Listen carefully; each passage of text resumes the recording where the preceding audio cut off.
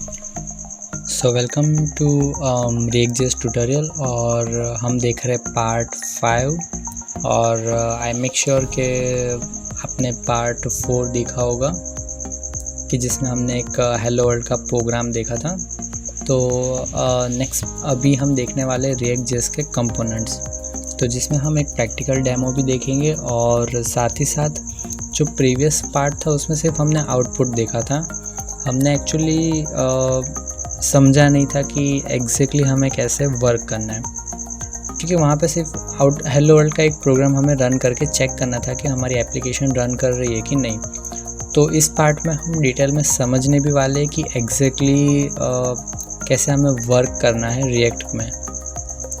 तो वर्क करने से पहले हमें समझना पड़ेगा कि कंपोनेंट्स क्या होते हैं।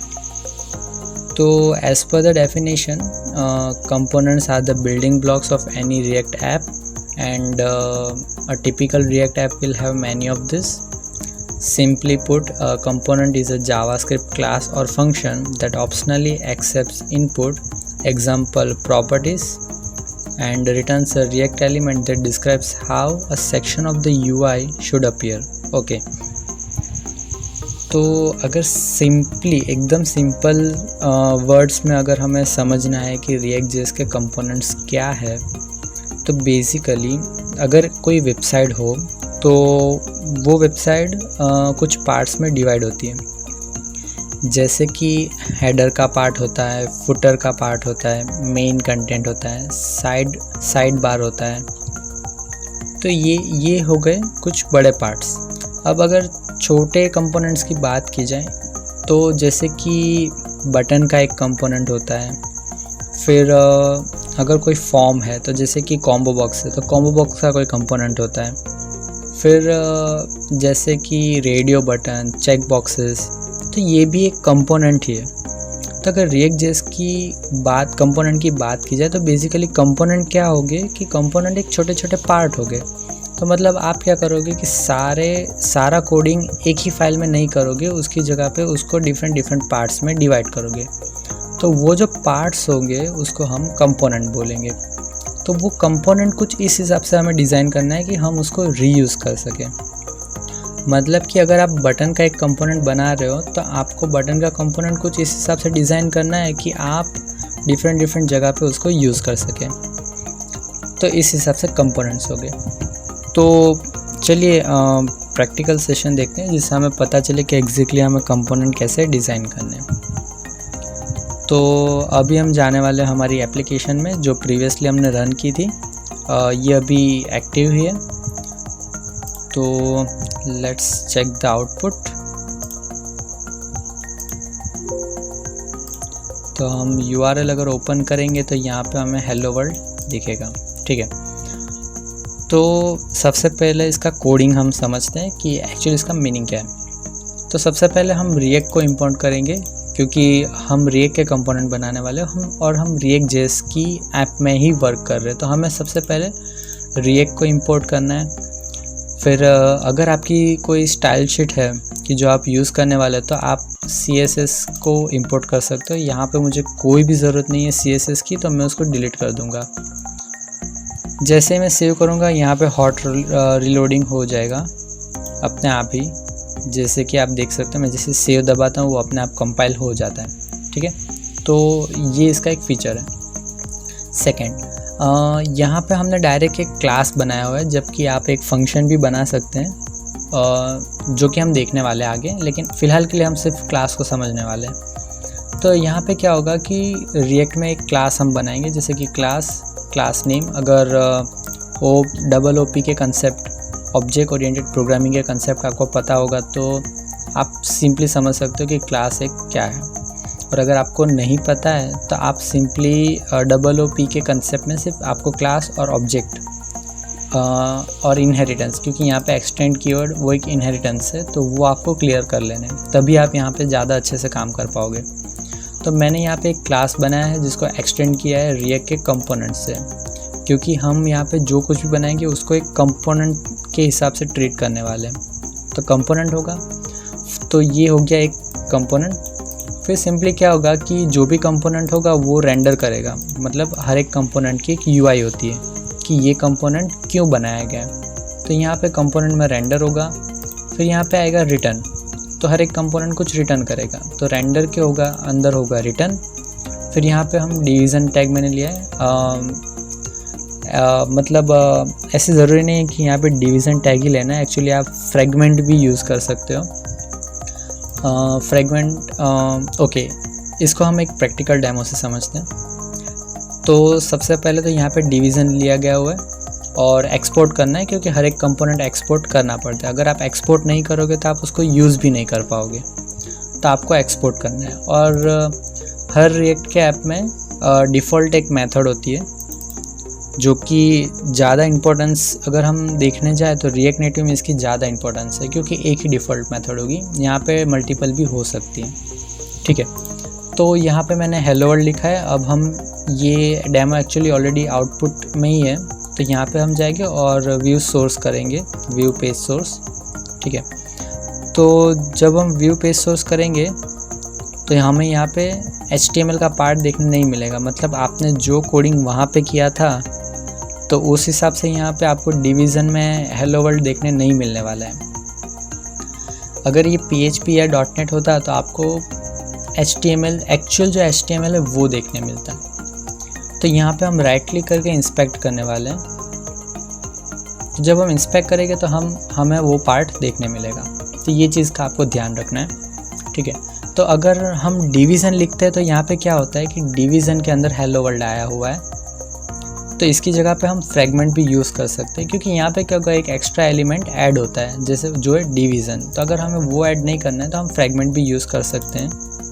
तो फ्रेगमेंट के लिए हम इसको सिर्फ ब्लैंक कर देंगे तो ये फ्रेगमेंट में कन्वर्ट हो जाएगा। हम सेव करते हैं और रिफ़्रेश करते हैं, तो यहाँ पे आप देख सकते हैं कि जो एक्स्ट्रा डिवीज़न था वो रिमूव हो चुका है, तो वो अब अवेलेबल नहीं है।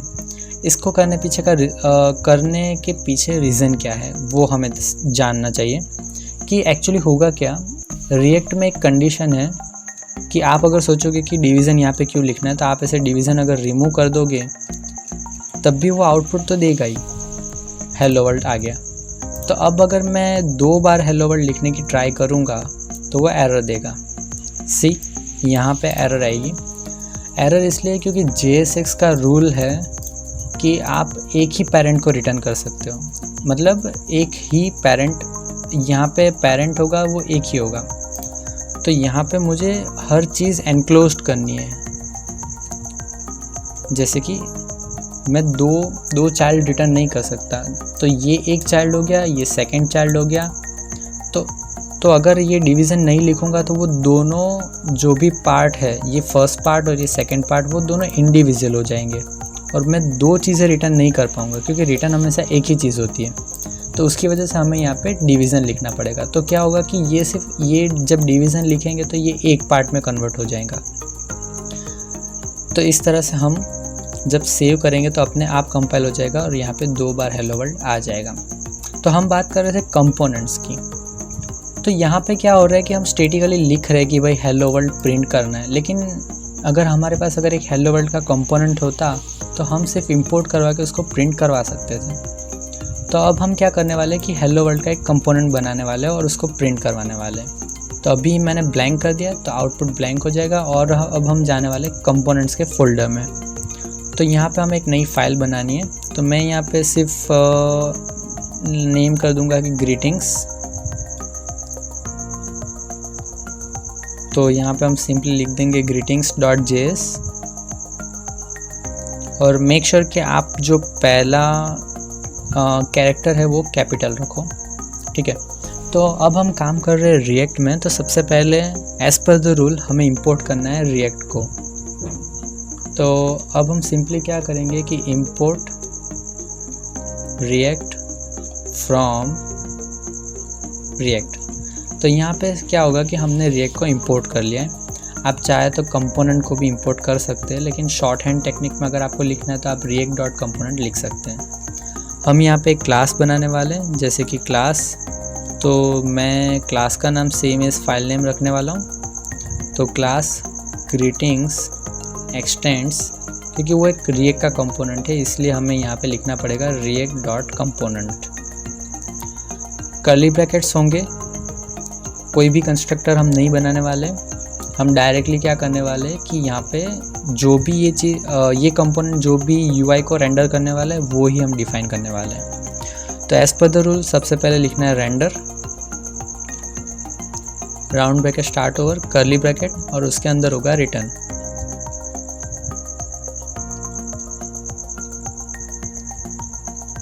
रिटर्न के अंदर हम रिटर्न करवाएंगे।